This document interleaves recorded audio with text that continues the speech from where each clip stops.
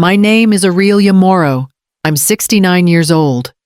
I was standing by the refrigerator when my daughter's voice cut through the air like a blade. Don't touch that food. My mother-in-law's family is coming to dinner here. For a second, I thought she was joking. The bag of groceries I'd bought that morning still sat open on the counter: lemons, butter, 2 whole chickens. My back ached from carrying them up the porch steps. I turned slowly, hoping to see a smile on her face. Some trace of the little girl who used to help me bake pies in this same kitchen. But Estella's eyes were cold. I said, "Don't touch it, Mom." Ben leaned against the doorway behind her, arms crossed, his tone smooth but sharp. "If my wife said it, so it is." The room fell silent except for the hum of the refrigerator. I felt my hands tremble slightly. The kind of trembling that starts deep in the chest, where words used to live. I set the butter down gently on the counter and nodded, even though I didn't understand what I was agreeing to. Estella turned away, muttering something about keeping things nice. Her heels clicked across the tile, the sound of ownership. Ben followed her, the faint scent of his cologne trailing behind. I stayed where I was. The kitchen felt smaller, the light colder. It used to be my favorite room, the one place where I could turn noise into comfort, hunger into love. Now, every corner felt borrowed. That night, I sat upstairs on the edge of my bed, listening to the muffled rhythm of laughter below. Plates clinked, chairs scraped, and someone asked for more wine. I stared at the photo on my nightstand. My husband, Tom, smiling beside the lemon tree we planted the year Estella left for college. He'd believed this family would take care of each other. I wanted to believe that too. When the house finally went quiet, I walked downstairs. The table was covered in crumbs and lipstick-stained glasses. I cleaned up slowly, one plate at a time, until the only sound left was the running water and the faint buzz of the porch light outside. Tomorrow, I told myself, I would go out and water the lemon tree. The next morning, the house smelled faintly of bleach and roasted garlic from the night before. I stood on the porch, coffee mug in hand, watching the lemon tree sway gently in the coastal breeze. Its leaves shimmered in the sunlight, and for a moment, I could almost believe nothing had changed. When Tom passed away, I sold our little cottage by the river, a white house with green shutters and a porch swing he built himself. It was too quiet there, too full of absence. Estella had just married Ben and was searching for a home closer to the city. "It'll be perfect, Mom," she'd said. "You can move in with us. We'll take care of each other." I believed her. I handed over the check for $50,000, the down payment they needed to close the deal. The realtor smiled, papers shuffled, and Estella squeezed my hand. She promised to add my name to the deed once the transfer cleared. I never pressed. I wanted to trust her. The day we moved in, I planted that lemon tree by the fence, pressing the soil around it with my bare hands. It was small then, just a stick with 2 pale leaves. I told Estella it would be our family tree, a sign of new beginnings. She laughed, said she didn't have time for gardening, and went back inside to unpack. Now, 2 years later, the tree was taller, full of tiny green fruit. I reached out to touch one, the skin cool and smooth beneath my fingertips. For a moment, I felt proud. Then I noticed the faint line of new fencing Ben had added last week, just a few inches closer to the tree, edging me out without a word. By evening, the house was alive again. I could hear Estella's voice downstairs, bright, cheerful, the kind of tone she saved for guests. The smell of roasted chicken and butter drifted up the staircase, sharp and sweet at once. Someone turned on music, a jazzy playlist that didn't quite cover the clinking of silverware and glasses. I sat on the edge of my bed, trying to read, but the words blurred on the page. Every laugh from below sounded too familiar, too practiced. They were using my dishes, the ones Tom and I had bought in Charleston for our 40th anniversary. The faint sound of Estella's laughter echoed up the walls, higher and louder than anyone else's. I walked to the door and opened it slightly. The hallway light pooled across the floor, golden and warm, but it stopped before reaching me. I thought about going down to help with dessert, maybe pour coffee like I used to. But the memory of yesterday's words, "Don't touch that food," froze me in place. Instead, I went to the small table near the window, where I'd left a covered plate from lunch. A little rice, a slice of chicken, 2 lemon wedges. I ate slowly, the fork barely making a sound against the porcelain. From below came a burst of laughter so sudden it made me flinch. When the noise finally began to fade, I stood by the window and looked outside. The lemon tree swayed in the dark, its leaves shimmering under the porch light. I used to love evenings like this music. Family, the smell of food. Now they felt like scenes from someone else's life. The front door opened and closed, followed by muffled goodbyes and car doors slamming shut. Silence returned, heavy and complete. I rinsed my plate, set it quietly in the sink, and stood there for a long time, listening to the empty house breathe around me. 2 days later, the house was quiet again. Estella and Ben had gone to visit his parents, leaving me alone for the weekend. I decided to clean the study mostly out of habit, partly to remind myself that I still belonged here. Dust had gathered along the shelves, and the faint smell of paper and furniture polish filled the air. As I stacked a pile of unpaid bills and old magazines, an envelope slid from the corner of the desk. I recognized the letterhead of the mortgage company. It wasn't unusual for mail to arrive in Estella's name, but something about the thickness of the packet made me pause. I sat down, smoothed the papers flat, and began to read. The words didn't make sense at first. Primary borrowers Estella M. Harrington and Benjamin L. Harrington. No mention of me. I flipped through page after page, looking for my name, some signature, a line that proved what I'd been told. There was nothing. My heart thudded in my ears. I checked the date the refinancing had happened last year. No one had said a word. I went to the hall closet where I kept my important files. A small floral box labeled Aurelia's papers.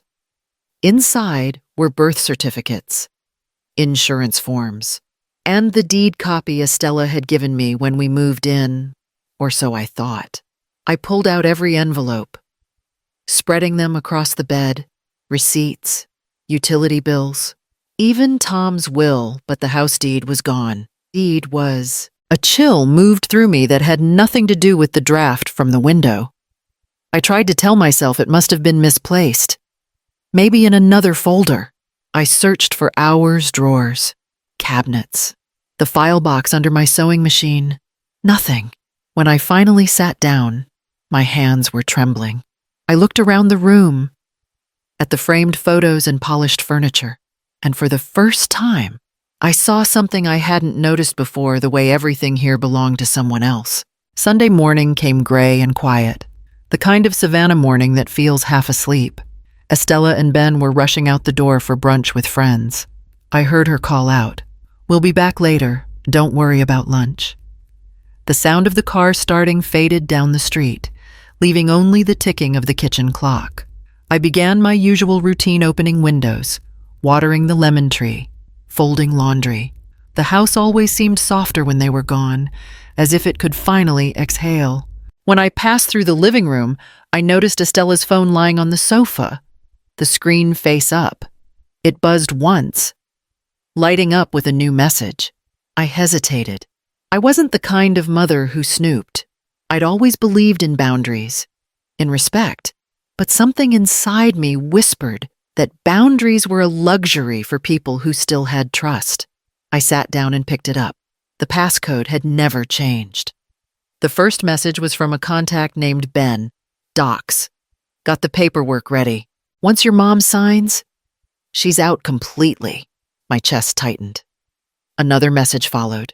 She still thinks she's on it. Just let her believe it until after the sale. I scrolled through the thread. Each word slicing deeper.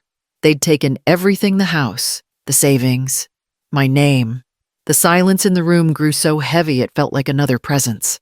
I opened the camera app with shaking hands and took pictures of every message, every file name attached. Then I searched her email and found documents with digital signatures my own, my handwriting, copied perfectly. I didn't remember signing any of them. The phone buzzed again. Another message appeared, this one from Ben. Once it sells, we can finally get that condo near the water. No more pretending. I set the phone down gently, afraid even the sound of it touching the cushion might betray me. My breathing came in shallow bursts. For a moment, I wanted to cry, but no tears came. Instead, I went to my room, opened the drawer where Tom's old camera lay, and slipped in the memory card I'd just used. The evidence sat there, small and cold in my hand, but heavier than anything I'd ever held. By Monday morning, I'd made up my mind. I dressed carefully, a clean blouse, pressed slacks, the gold locket Tom had given me years ago.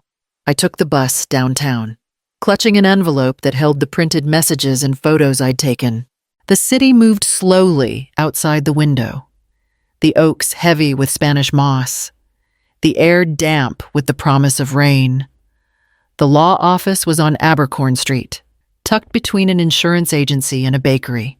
A brass plaque read, Maurice Ortega, attorney at law, inside. The air smelled faintly of coffee and paper.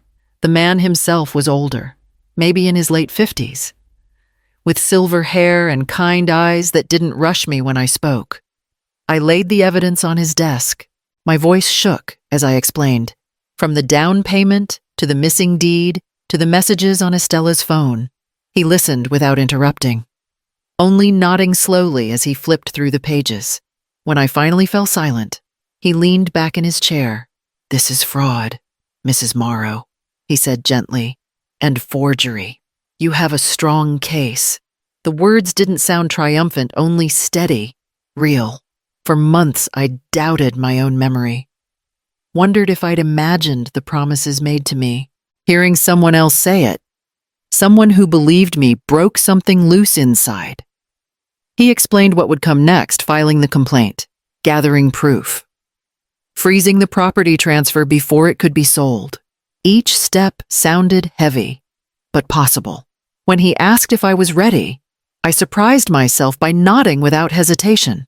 Before leaving, I reached for the doorknob, then paused. "Mr. Ortega," I said quietly, "I don't want revenge. I just want back what's mine." He met my eyes. That's exactly what justice is. Mrs. Morrow, outside. The first drops of rain began to fall, soft against the sidewalk. I opened my umbrella and started walking home. The envelope arrived on a Thursday morning. I was in the kitchen, rinsing fruit for breakfast, when I heard the front door open.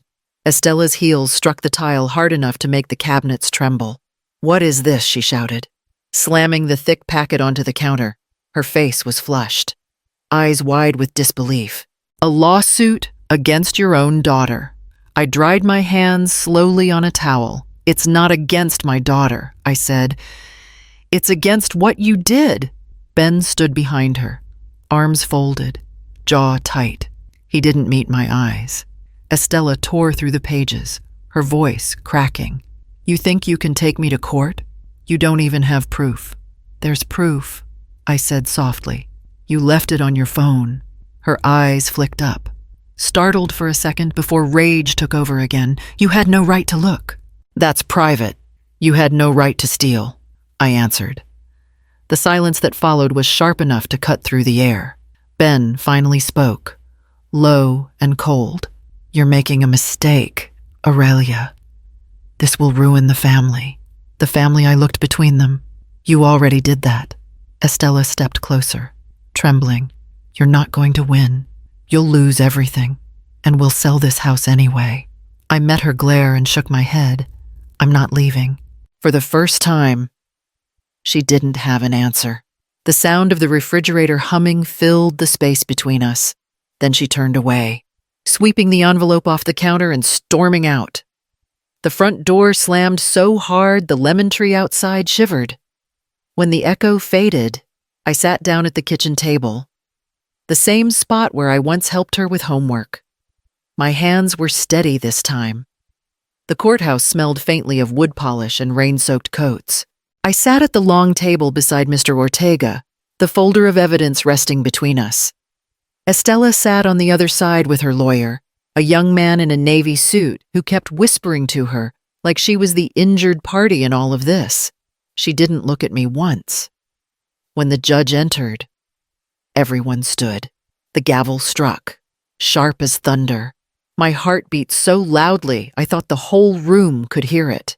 Estella's lawyer spoke first.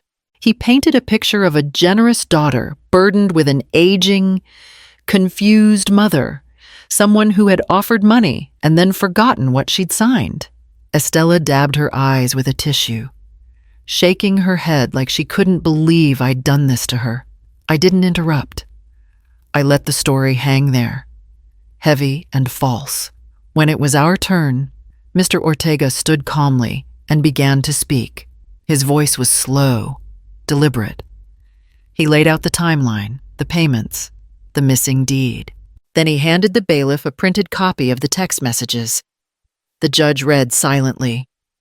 I watched Estella's face shift, first confusion, then panic, then the tight composure she used when she realized people were watching. The lawyer tried to object, but the judge lifted his hand. Sit down. His tone was quiet, final. Then came the emails, the digital signatures, the dates, the line where my name should have been. When Mr. Ortega placed the photos from Estella's phone on the projector, the courtroom fell utterly still. Ben's expression changed too. For the first time, he looked at me, really looked. The judge leaned back in his chair, tapping a pen against the desk. We'll take a short recess, he said, and then I'll give my ruling. As everyone rose, Estella stayed frozen in her seat, her hands gripping the edge of the table. I stood slowly, my knees stiff but steady. The air felt different now, cooler, clearer, as if the truth itself had finally taken its place in the room. When the judge returned, the room went silent. His tone was measured, almost gentle, but every word felt like a stone dropping into still water. He confirmed the signatures were forged, the documents fraudulent, and the intent deliberate. Estella and Ben were found liable for restitution, $65,000, plus legal costs. For a moment, I didn't breathe. Mr. Ortega placed a steady hand on my shoulder. Across the aisle, Estella sat pale and unmoving, her eyes fixed on the floor. Ben leaned back, jaw tight, his confidence gone.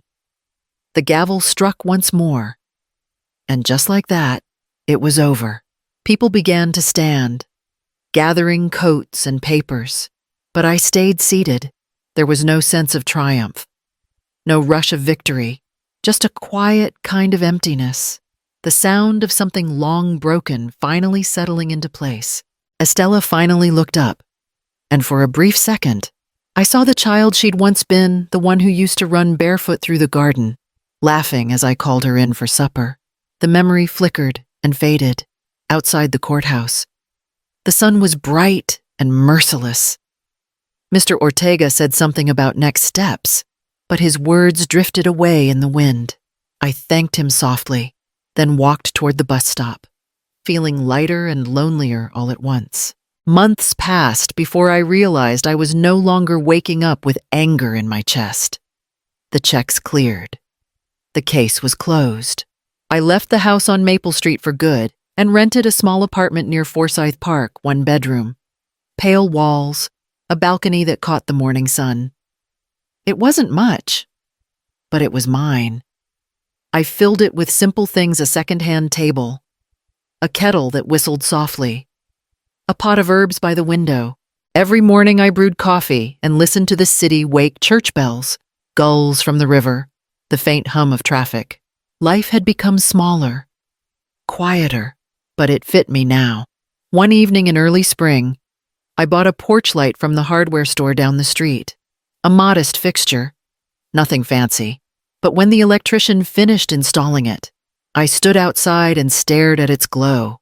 I thought of the old house, the lemon tree I'd planted, the laughter that had once filled those rooms. I thought of Estella, wherever she was, and felt no bitterness, only distance. Like watching a storm disappear across the water. "This light isn't for waiting anymore," I whispered, turning the switch. "It's for peace, inside." I brewed a cup of chamomile tea and sat by the window. The street below shimmered under the soft, steady glow. For the first time in years, I didn't feel like a guest in my own life. I felt home.